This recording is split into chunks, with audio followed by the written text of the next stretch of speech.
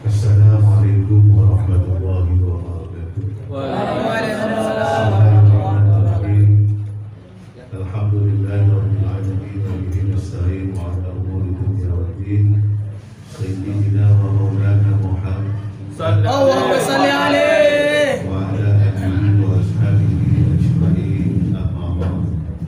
Ashabul fadilah, para kiai, para ustaz, para sesepuh, khususnya Nabi-Nabilah Al-Mukarram Al-Ustaz Ahmad Sofi yang kami hormati, dan juga segenap jajaran pengurus KPKP, khususnya para sesepuh kita, Bapak Zainul Arifin, Bapak Musti, dan pengurus yang lain, Sohibul Bed, Bapak Muhammad Ali Sulaiman sekeluarga, amin rahimahullah.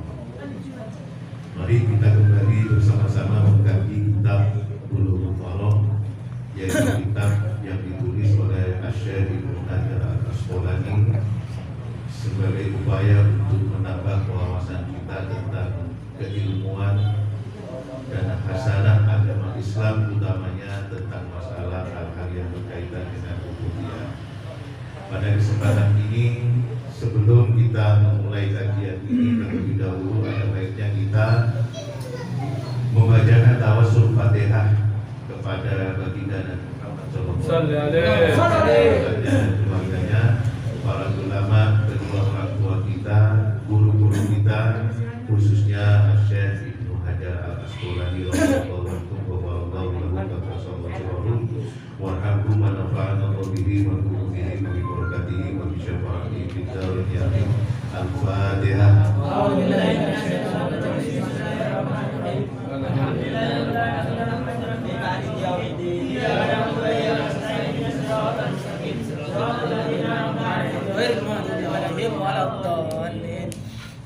Bismillahirrahmanirrahim. Pada kesempatan ini kita masuk pada hadis yang ke-25. Wa an Aisyah, dan diriwayatkan oleh Siti Aisyah radhiyallahu anha, qalat, berkata Siti Aisyah, karena Rasulullah sallallahu alaihi wasallam, baginda Nabi Muhammad sallallahu alaihi wasallam, yarsilu, mencuci al-maniyah pada sperma.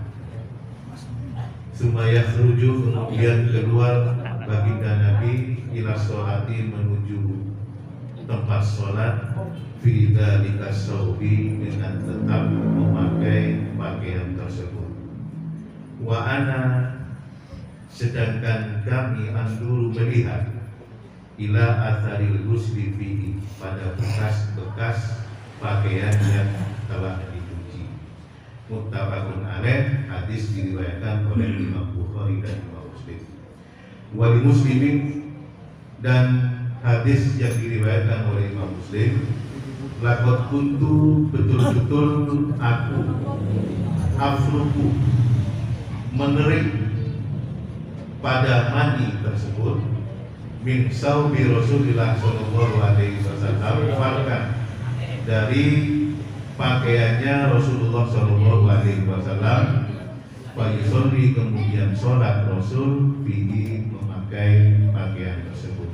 Wa bilafdin lahu, dan dalam satu lafaz, laqad kuntu, betul-betul aku menerik mani tersebut, ya bisa dalam keadaan kering, bidufri, dengan kuku, min saubihi, dari pakaiannya, kata Siti Aisyah. Jadi hadis Nabi ini menjelaskan tentang masalah hukumnya sperma atau mani, ya. Tahu semua ya? Tahu kan? Jadi dalam hadis yang diriwayatkan oleh Siti Aisyah ini terdapat dua redaksi hadis. Hadis yang pertama diriwayatkan oleh Imam Bukhari dan Imam Muslim. Ini menjelaskan tentang hukum najisnya sperma. Ya. Jadi baginda Nabi itu ketika pakaiannya ada spermanya, dicuci oleh baginda Nabi, kemudian baginda Nabi melaksanakan sholat. Jadi pakaiannya kalau kanjeng Nabi itu kalau kena sperma dicuci, kemudian melaksanakan sholat. Ini hadis yang menjelaskan tentang hukum najisnya sperma. Dan hadis ini dipakai dalil oleh Imam Malik dan Imam Hanafi di dalam menajiskan sperma. Jadi menurut mazhab Maliki dan mazhab Hanafi, sperma itu hukumnya adalah Najis. berdasarkan redaksi hadis yang pertama yang diriwayatkan oleh Imam Bukhari dan Imam Muslim. Dan redaksi hadis yang kedua yang diriwayatkan oleh Imam Muslim saja tanpa Imam Bukhari, ini menjelaskan tentang sucinya air mani, ya. Jadi Siti Aisyah itu ketika pakaiannya Kanjeng Nabi terkena sperma, oleh Siti Aisyah spermanya cukup dikerik dengan kukunya. Kemudian baginda Nabi melaksanakan sholat memakai pakaian tersebut tanpa dicuci. Nah, ini hadis yang dijadikan dasar oleh Imam Syafi'i bahwa sperma itu hukumnya adalah suci. Nah, kita sebagai umat Islam yang ada di Indonesia ini kebanyakan mayoritas mengikuti mazhab Syafi'i. Jadi memegang pendapat bahwa sperma itu adalah suci. Namun kalau menurut pendapat Maliki dan Hanafi, sperma itu najis. Jadi kalau kita mengkaji kitab Bulughul Maram ini, kita tidak akan mudah menyalahkan orang lain. Tidak akan mudah menyalahkan pendapat orang lain. Karena apa? Karena pendapat orang lain itu sama-sama ada dasarnya, sama-sama kuat dasarnya dari hadis Nabi, bahkan hadisnya juga sahih. Yang mengatakan najis seperti Imam Malik dan Hanafi, ini hadisnya sahih. Dan yang mengatakan suci sperma itu oleh Syafi'i, ini juga sama-sama hadisnya adalah sahih. Jadi kita mengikuti mazhab Syafi'i, ya.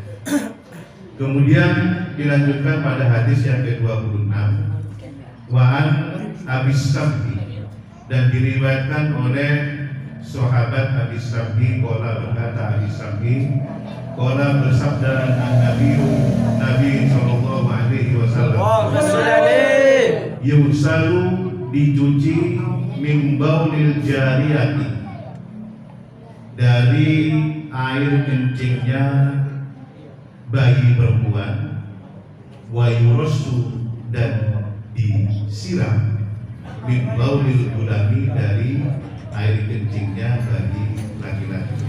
Akhrajahu Abu Daud, hadis ini dikeluarkan oleh Imam Abu Daud wa Nasa'i, wa sahhaha, dan disahihkan hadis ini Al-Hakim oleh Imam Hakim.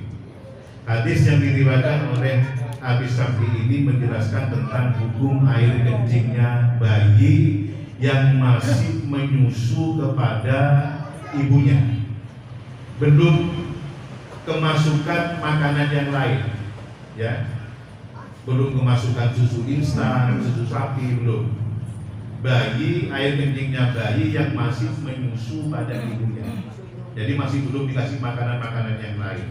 Nah, kalau bayi tersebut itu berupa bayi perempuan, maka air kencingnya itu dihukumi najis mutawassithah, ya.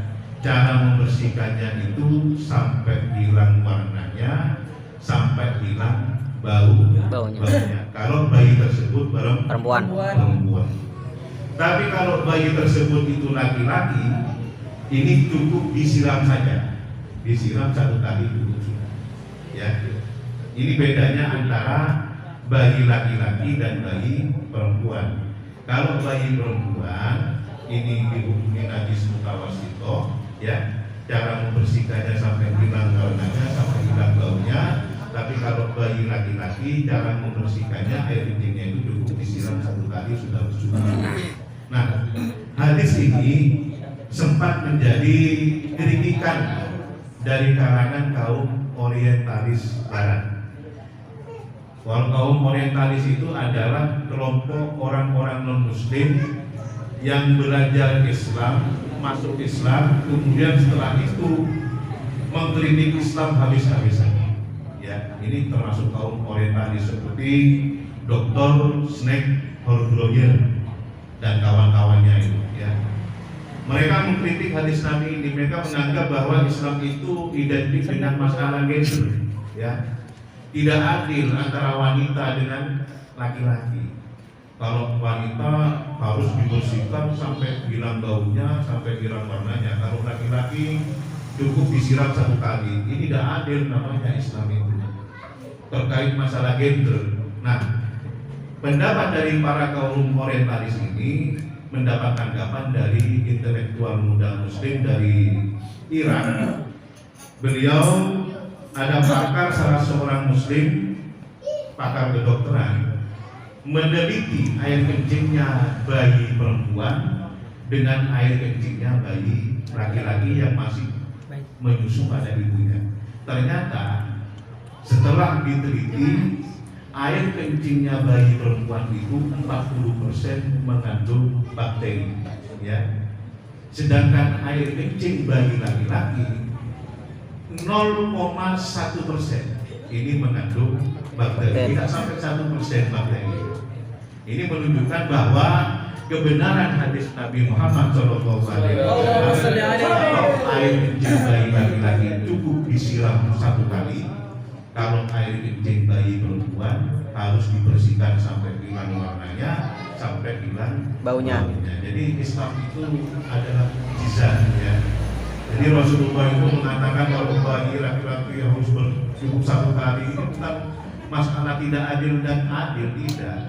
Ini memang mukjizat dari Allah Subhanahu wa Ta'ala. Ternyata setelah diteliti, air kencingnya bayi laki-laki itu tidak sampai 1% bakterinya, air kencingnya bayi perempuan ini hampir mencapai 40%. Nah, ini hadis-hadis Nabi yang menjelaskan tentang masalah hukum cara membersihkan air kencingnya bayi yang masih menyusu pada air susu ibunya. Tapi kalau sudah pakai susu instan, ya, dikasih makanan susu instan atau dikasih makanan bubur, ini sudah beda lagi hukumnya, ya. Demikian kajian kitab Bulughul Maram pada malam hari ini. Mudah-mudahan walaupun sedikit ada manfaatnya. Allahumma muwaffiq ila aqwamit thoriq. Wassalamualaikum warahmatullahi wabarakatuh. Waalaikumsalam.